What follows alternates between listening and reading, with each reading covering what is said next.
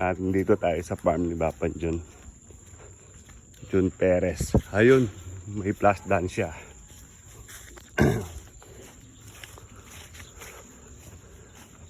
Ayun ito yung anak niya ni Bapan John. Bibili ako ng bibe. Ngayon, tinormo nila ako dito. Ayun. Ay, yung mga aso, delikado dito yung aso. Ayun, oh. May mga hito niya, oh. Okay.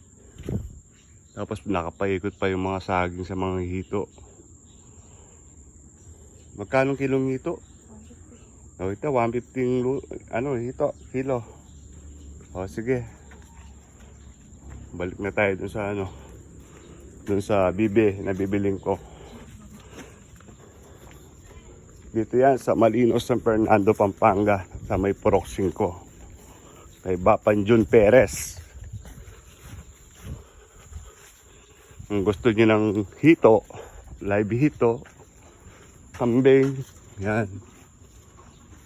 Binebenta rin yan. Tsaka mga pato, tsaka pabo. Kung gusto niyo bumili ng mga mga animals farm. O siya.